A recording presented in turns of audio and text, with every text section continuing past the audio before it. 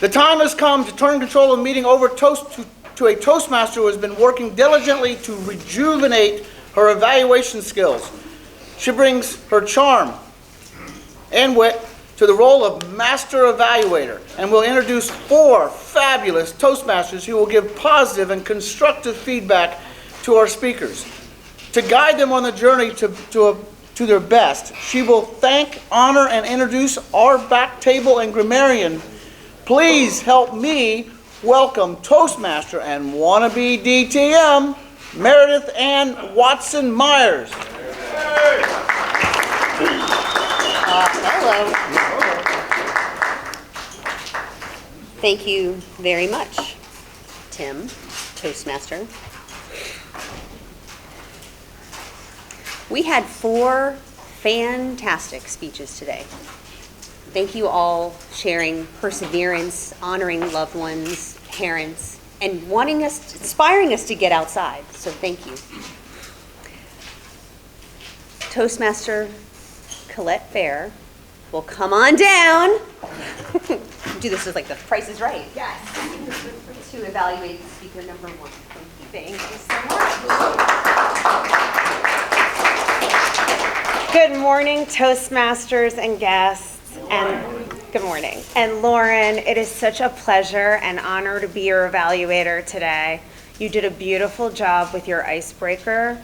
Your story was heartfelt, it was relatable, and it was warm and engaging.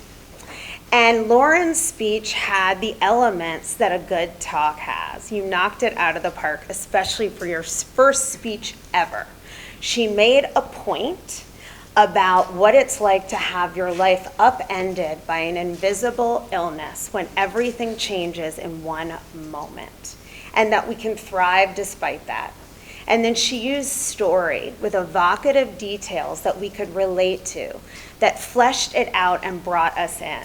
In particular, I loved when you opened with that scene of the paramedics and your mother crying and the look on your brother's face. I felt like I was there with you. And that moment when you said, "Mom, I'm scared." You showed us what it was like to live with the fear of uncertainty. And then Lauren brought humor into the story with her Uber driver. I'm sure you're not the only person in the room who hasn't been in an Uber sober. I thought that was very funny, and you brought a little levity to what is a very serious topic. So the stories were powerful and just spot on. And then Lauren gave us a lesson, what we can take from all of this, which is that when there's hardship, you can thrive by having an attitude of gratitude, leaning on your family and loved ones, and having the courage to be vulnerable. And she also let us know that when we're struggling with illness or anything else in life, to know that we're not alone. You did a beautiful job, and again, it was an honor.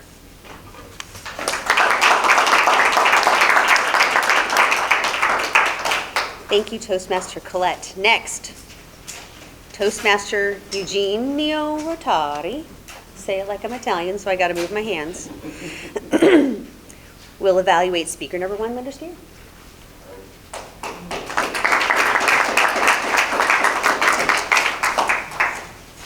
Buongiorno, signori e signoritas,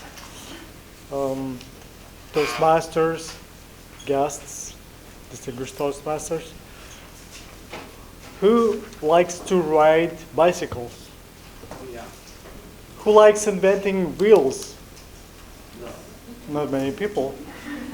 I don't get much support here, but Linda managed to tell an interesting story about how our society rejuvenated the railroads.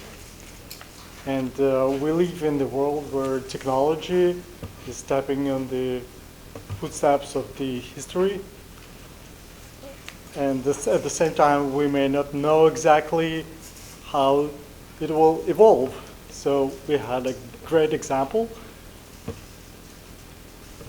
of how all the technology is replaced by what people are looking for. Linda mentioned 2 very well used the audience's attention, especially when you mentioned the stories about seeing all the structures on the trails. And that exactly drew attention of people. I could see people were interested in what you were seeing.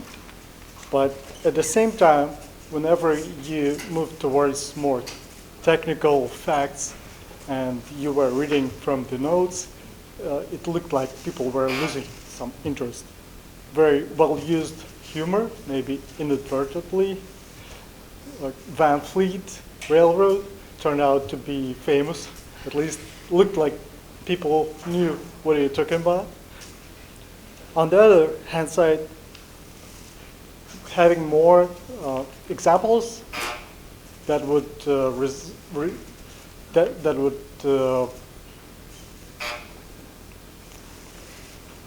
address people's experiences, personal stories, would also be beneficial. Thank you. Otherwise, very interesting speech. I really enjoyed it as a biker. Thank you.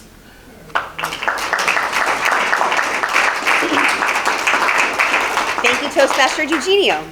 Point of order for Toastmaster Carlos Benitez. If I wrote my introduction and the word of the day was in it,